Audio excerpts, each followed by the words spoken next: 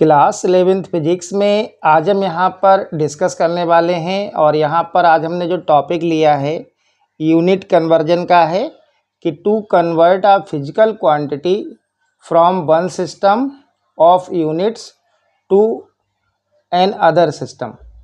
यानी कि आज की क्लास में हम यहाँ पर कन्वर्जन सीखेंगे कि एक यूनिट सिस्टम को दूसरे यूनिट सिस्टम में कैसे कन्वर्ट करते हैं, उसका यहाँ पर पहले फार्मूला ड्राइव करेंगे, फिर उसके बाद इससे रिलेटिव न्यूमेरिकल सॉल्व करेंगे। ठीक है, तो हेडिंग क्या है आपका? To convert a physical quantity from one system of units to another system. तो देखो यहाँ पर स्टार्टिंग करते हैं। तो सबसे पहले आपको ध्यान रखना है कि यहाँ पर देखो हमने मेंशन भी किया है कि it is based on the fact that the product of numerical value को आप स्मॉल n से डिनोट करेंगे to the corresponding unit u, ये स्मॉल u है, of a physical quantity remains constant. यानी कि फिजिकल क्वांटिटी की अगर हम बात करें यहाँ पर तो देखिएगा Q इक्वल टू एक फार्मूला होता है NU। Q equal to formula क्या है? NU। और यहाँ पर N क्या है? N है यहाँ पर न्यूमेरिकल वैल्यू और U है यूनिट। ठीक है, इन दोनों का यानी कि न्यूमेरिकल वैल्यू एंड यूनिट्स का जो प्रोडक्ट है वो कांस्टेंट होता है। तो इसको आप क्या लिख सकते हो? इसको आप लिख सकते हैं N1 U1 equal to N2 U2। इसको आप मान लीजिएगा इक्वेशन नंबर फर्स्ट। ठीक है, तो इस इक्वेशन से देखो N1 U1 इक्वल टू है N2 U2, तो ये दोनों क्या है? इक्वल है ना, तो इसको हम कांस्टेंट बोल सकते हैं। और N1 क्या है? यानी कि N क्या है यहाँ पर? न्यूमेरिकल वैल्यू, और U क्या है? यूनिट। ठीक है, तो N1 U1 का जो प्रोडक्ट है वो इक्वल है N2 U2 के। और ये क्या है? N1 U1, ये आपका फर्स्ट सिस्टम हो जाएगा, ये सेकेंड सिस्टम हो जाएगा। ठीक है, और दोनों का प्रोडक्ट इक्वल है। यहीं पर आपने लिखा था कि ये फिजिकल क्वांटिटी रिमेन्स कांस्टेंट, यानी कि इनका जो प्रोडक्ट होगा वो कांस्टेंट होता है। ठीक है, उसके बाद देखिएगा यहाँ पर हमने लिखा है कि if A, B and C are the dimensions of the physical quantity in mass, length and time. अब देखो मास, लेंथ एंड टाइम क्या है? ये फंडामेंटल क्वांटिटी है। इनके ऊपर जो हम पावर लगाएंगे A, B और C, वो क्या होंगे? उनको हम डायमेंशंस बोलते हैं। ठीक है, आगे इक्वेशन से ज़्यादा क्लियर हो जाएगा। यहाँ पर हमने लिखा भी है कि let M1, L1 and T1 with the size of fundamental units of mass, length and time in one system and M2, L2, T2 with the size of units in an other system। ठीक है, तो देखो इसका बहुत अच्छे से clear हो जाएगा। अगर हम यहाँ से पहले U1 कैलकुलेट करें, U1 देखो यहाँ पर है, तो U1 आएगा आपका, ये आएगा बेटा, ये फर्स्ट सिस्टम की बात कर रहे हैं तो आएगा M1, L1 एंड T1। तो M1, L1 एंड T1 क्या है?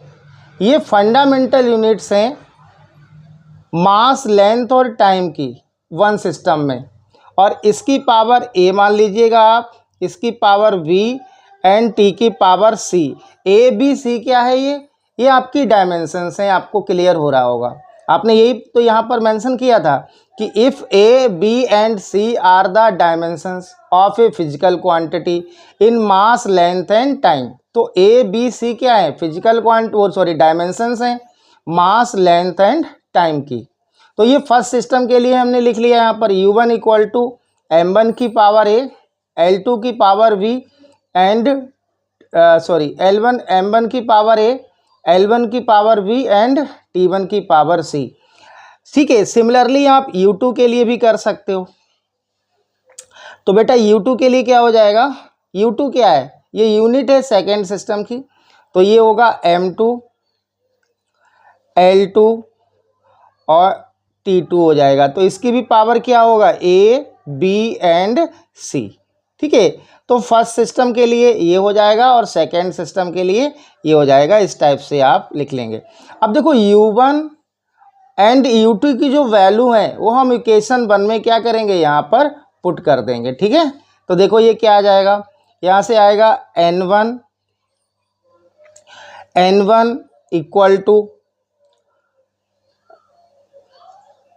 देखिएगा आप लिखिए यहाँ से n1 और इनटू में क्या है u1 की वैल्यू आपको मालूम है क्या है, m1 की पावर a, l1 की पावर v एंड t1 की पावर c इक्वल टू क्या है n2, और n2 के इनटू में क्या है u2, और u2 की वैल्यू क्या है m2 की पावर a, l2 की पावर v एंड t2 की पावर c। ठीक है। तो यहाँ से हमें देखो ये जो प्रोडक्ट है ये फर्स्ट सिस्टम के लिए है और ये सेकेंड सिस्टम के लिए। तो हमें एक सिस्टम को दूसरे सिस्टम में, मतलब एक फर्स्ट सिस्टम जो यूनिट कन्वर्जन में क्या है, जैसे मान लो आपको MKS में वैल्यू गिवन में होगी और CGS में आपसे कन्वर्ट करवाएगा, या CGS में गिवन में है तो आपसे MKS में कन्वर्ट करवाएगा। ठीक है। तो ये जो फर्स्ट जो कंडीशन है ये फर्स्ट सिस्टम के लिए है और ये सेकेंड सिस्टम के लिए। तो यहाँ से हम n2 की वैल्यू कैलकुलेट करेंगे। तो देखो जब आप यहाँ से n2 की वैल्यू कैलकुलेट करेंगे तो आपका फार्मूला बनेगा n2 इक्वल टू n1, और n1 के साथ क्या है m1 की पावर a, l1 की पावर v एंड t1 की पावर c, और n2 के साथ क्या था, ये इक्वल के इधर आके डिवाइड में आ जाएगा। तो इसको आप लिखेंगे m2 की पावर a, l2 की पावर v एंड t2 की पावर c। ठीक है। इस टाइप से हम इस इक्वेशन से n2 की वैल्यू कैलकुलेट कर सकते हैं। फाइनली इसको हम क्या लिख सकते हैं, देखिएगा n2 इक्वल टू n1। अब देखो m1 और m2 दोनों की पावर ये है तो इसको हम लिख सकते हैं m1 अपॉन में m2, और इसकी होल पावर आप क्या लिख सकते हो a। ऐसे देखिएगा L1 और L2 की पावर क्या है v है, तो इसको हम लिख सकते हैं L1 डिवाइडेड बाय L2 और इसकी होल पावर क्या हो जाएगी बेटा b। ठीक है। और ऐसे ही आपका क्या हो जाएगा T1 एंड T2 और इसकी होल पावर क्या हो जाएगी c। ठीक है। तो ये जो फार्मूला आपका यहाँ पर डिराइव होके आया है, इस फार्मूले की हेल्प से हम वन सिस्टम ऑफ यूनिट यानी कि एक सिस्टम को दूसरे सिस्टम में कन्वर्ट कर सकते हैं। ठीक है। यानी कि अगर आपको वैल्यू MKS में गिवन में है तो आप उसको CGS में कन्वर्ट कर सकते हैं।